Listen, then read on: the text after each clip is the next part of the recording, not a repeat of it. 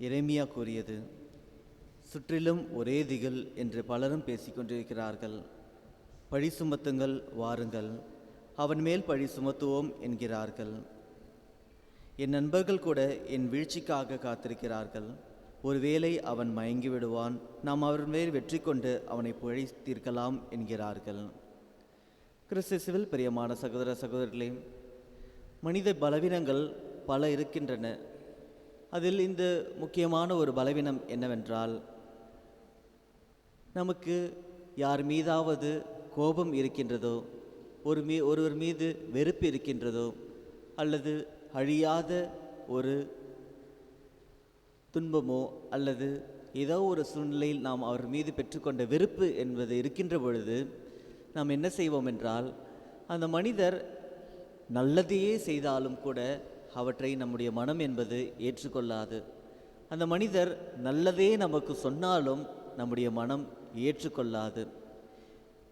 இது மட்டுமா என்றால், இதையும் விட இன்னும் சற்று அதிகமாக சென்று அந்த மனிதரை எவ்வாறு நாம் பழி வாங்கலாம்? என் பெயரை அவர் கலங்க அடித்து விட்டார், எனவே அவரை நானும் பழி தீர்க்க வேண்டும்.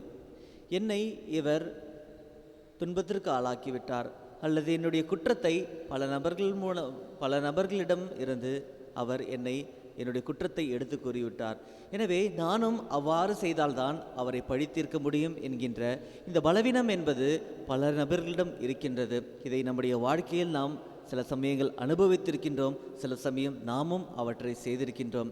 இப்படிப்பட்ட ஒரு பலவீனத்தில்தான் இயேசுவின் மீதும் பழி சுமத்துகிறார்கள்.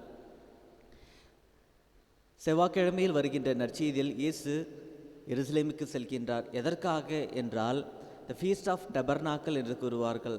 டபர்னாக்கல் திருவிழாவிற்காக இயேசு எருசலேமுக்கு செல்கின்ற பொழுது அங்கு அவர் போதனையில் இருக்கின்றார். அப்பொழுது யூதர்கள் அவரிடம் கேள்வி கேட்கின்ற பொழுது, நீர் யார் என்று கேட்கிறார்கள். அப்பொழுது இயேசு கிறிஸ்து சொல்லியிருப்பார், நான் தான் என்பது கடவுளோடு அவரை இணைத்து நானும் கடவுளும் ஒன்று என்பதை அவர்களுக்கு தெரிவித்திருப்பார்கள். அவ்வாறு சொல்கின்ற பொழுது அவரை கொல்வதற்காக கல்லெறிந்திருப்பார்கள். அப்பொழுது அங்கிருந்து நழுவி சென்றவர் திரும்பவும் இன்று எருசலேமுக்கு செல்கின்றார். த ஃபீஸ்ட் ஆஃப் டெடிகேஷன் என்று கூறுவார்கள். ஒவ்வொரு யூதனும் எருசலேமுக்கு சென்று தாம் கடவுளுக்கு அர்ப்பணிக்கப்பட்ட நாளன்று அவர்கள் அதை புதுப்பித்து கொள்ள வேண்டும். அவ்வாறு செய்கின்றதற்காக இயேசுவும் செல்கின்றார். அவ்வாறு செல்கின்ற பொழுது இவர் திரும்பவும் போதிக்கின்றார். அவ்வாறு போதிக்கின்ற பொழுது இவர்கள் திரும்பவும் அவர் மேல் கல்லெறிவதற்காக கற்களை எடுக்கின்ற பொழுது இயேசு கிறிஸ்து அவர்களை பார்த்து கேட்கின்றார், நான் செய்த நற்செயல்களுக்காக என்னை கல்லெறிந்து கொள்ள நினைக்கின்றீர்களா என்றால், நற்செயல்களுக்காக அல்ல, மாறாக நீ கடவுளை பழித்துரைத்ததால் நான் உங்களை கொல்வதற்காக பார்க்கிறேன் என்று இவர்கள் பதில் அளிக்கின்றார்கள். அதற்கு இயேசுவும் சொல்கின்றார். திருப்பாடல் 82 அதிகாரத்தில் 2ஆம் வசனத்தில் கூறியிருப்பார்கள், நீங்கள் எல்லாம் கடவுள்கள். ஏனென்றால் அப்பொழுது இருந்த தலைவர்களோ நீதி தலைவர்களோ எந்த ஒரு மனிதனும் நீதியை கையாளவில்லை. அவர்கள் மனிதர்களுக்கு எதிராக பாவம் செய்கின்றார்கள், கடவுளுக்கு எதிராக பாவம் செய்கின்றார்கள். நீதியை பொருட்டு அவர்கள் செயல்படுத்தாமல் மாறாக அவருடைய தன்னலத்திற்காக நீதியை கையாளுகின்ற பொழுது, யார் ஒருவர் நீதியை தம்முடைய வாழ்க்கையில் கையாளுகின்றார்களோ, நீதியின்படி சட்டத்தின்படி இறைவனுடைய திருவுளத்தின்படி வாழ்கின்றார்களோ அவர்களெல்லாம் கடவுள்கள் என்று அப்பொழுது திருப்பாடலே எழுதப்பட்டு இருக்கின்றோம். அப்பொழுது இருக்கின்ற இறைவாக்கினர்களும் அந்த மனிதர்களை பார்த்து சொல்லியிருப்பார்கள். இவ்வாறு மறைநூலில் எழுதியிருக்கின்றது. அப்பொழுது நான் நற்செயல்களுக்காக உங்கள் முன் செய்திருக்கின்றேன் என்றால் நானும் கடவுள்தானே, ஆனால் நான் அவற்றை விட கடவுளிடமிருந்து வந்த இறைமகன் என்பதை இயேசு கிறிஸ்து இங்கு வெளிப்படுத்துகின்றார்.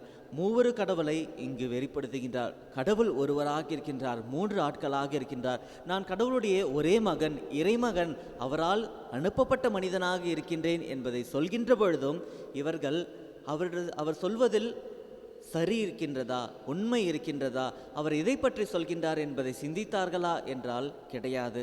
அவரை எப்படியாவது பழி தீர்க்க வேண்டும் என்பதற்காக, அவரை கொல்ல வேண்டும் என்பதற்காக தான் அவர்கள் முயற்சி செய்கின்றார்களே தவிர அவர் சொல்வதை அவர்கள் புரிந்து கொள்ளவில்லை.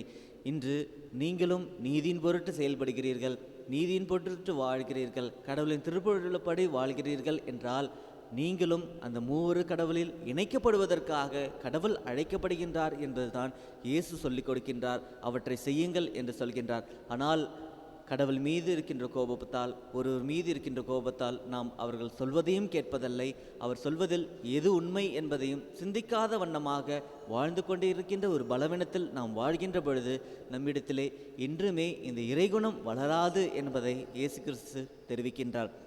ஆனால் அந்த இடத்தை விட்டு சென்ற பிற்பாடு யாரெல்லாம் இவற்றை கேட்டு சிந்தித்தார்களோ அவர்கள் இயேசுவின் மீது நம்பிக்கை கொண்டதாக இன்றைய நற்செய்தி என்பது முடிகின்றது.